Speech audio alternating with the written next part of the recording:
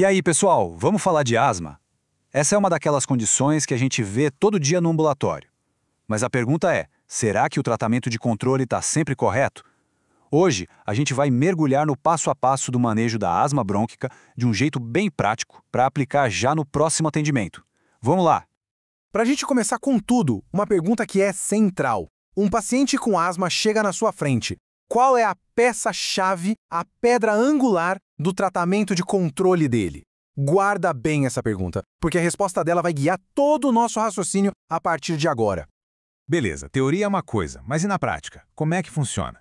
Para isso, vamos conhecer um paciente. O caso dele vai mostrar direitinho como a gente deve pensar e agir, não só na crise, mas principalmente no tratamento a longo prazo.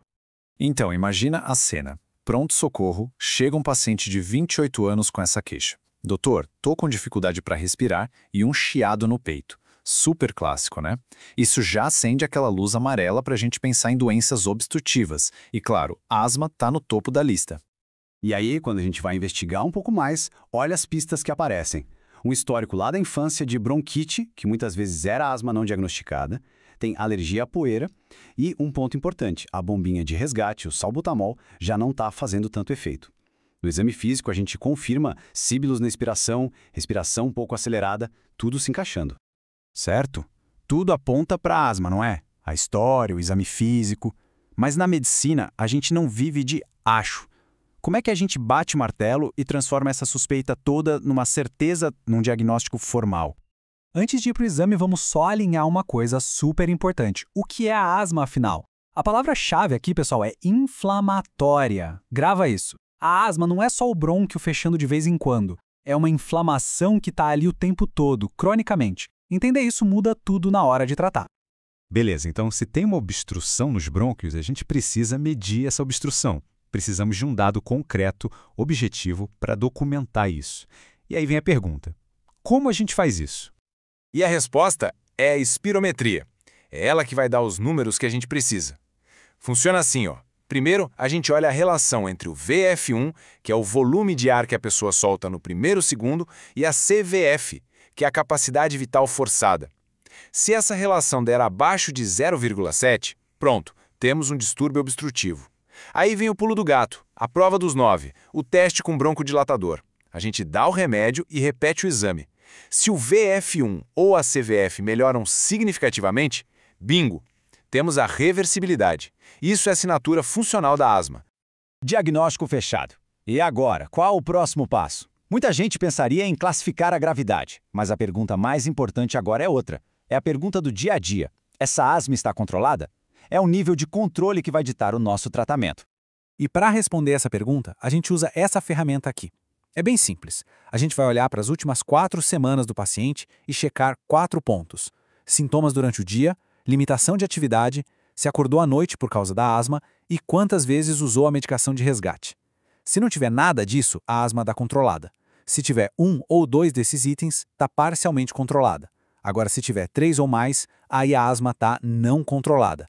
É essa classificação que define o que a gente faz a seguir. E com base nesse nível de controle, a gente parte para o tratamento. E o legal do tratamento da asma é que ele é muito lógico. Ele segue uma escadinha, sabe? Uma abordagem que a gente chama de escalonada, ajustando a terapia para a necessidade de cada um. Lembra daquela pergunta lá do começo? Pois é, a resposta está aqui. Se a asma é uma doença inflamatória crônica, o tratamento tem que atacar a inflamação. Por isso, a peça central, a pedra angular do tratamento, é o corticoide inalatório, o famoso CI. Ele é essencial porque trata a causa do problema, a inflamação, e não só o sintoma do chiado. E essa escada do tratamento funciona assim, ó. São 5 degraus, os steps. A lógica é sempre começar com o mínimo necessário e ir subindo se precisar. No caso do nosso paciente, que tinha sintomas mais de 2 vezes na semana, ele cairia direto no step 2. E o que é o step 2? Corticoide inalatório em dose baixa todo santo dia, para controlar aquela inflamação. Se não controlar, a gente sobe para o step 3, para o 4, adicionando outros remédios e aumentando a dose do corticoide conforme a necessidade. Agora, uma coisa que parece detalhe, mas que faz toda a diferença na prática. Não adianta nada a gente prescrever a melhor medicação do mundo se o paciente não souber usar o dispositivo, a famosa bombinha. Ensinar a técnica correta, checar se a pessoa entendeu, isso não é um extra, é parte fundamental do tratamento. E ainda nessa linha da técnica correta, olha essa dica de ouro, pessoal. O espaçador. Para crianças e idosos, principalmente, que têm mais dificuldade de coordenar o aperto com a respiração, isso aqui não é luxo, é necessidade. Ele garante que o remédio chegue lá no pulmão onde tem que agir e não fique todo na boca ou na garganta. Ok, então a gente iniciou o tratamento, o paciente melhorou, acabou? De jeito nenhum. Controlar a asma é só o primeiro passo. Manter o controle é um processo contínuo, dinâmico. A asma muda e o tratamento tem que mudar junto com ela.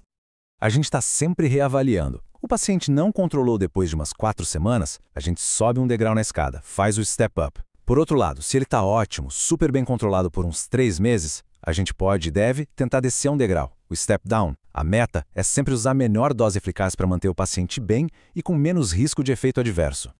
E outra coisa importantíssima, o pulmão não vive isolado no corpo, né? A gente tem que olhar o paciente como um todo. Rinite, refluxo, obesidade, apneia do sono, até ansiedade e depressão. Se a gente não investigar e tratar essas comorbidades, muitas vezes o paciente não vai controlar a asma, por melhor que seja o tratamento inalatório que a gente prescreveu. E falando em desafios do mundo real, olha esse número. 32%. Essa é a taxa estimada de adesão a tratamento da asma no Brasil. Pessoal, isso é chocante, é muito baixo. Isso mostra na nossa cara que só entregar a receita não resolve o problema nem de longe. Isso me leva à última reflexão que eu quero deixar aqui. O nosso trabalho termina quando a gente assina a prescrição e entrega na mão do paciente? Ou é aí que o verdadeiro tratamento começa? Quando a gente se torna um educador, um parceiro, garantindo que a pessoa entenda a sua doença e seu tratamento para se tornar protagonista do seu próprio cuidado. Fica aí o pensamento.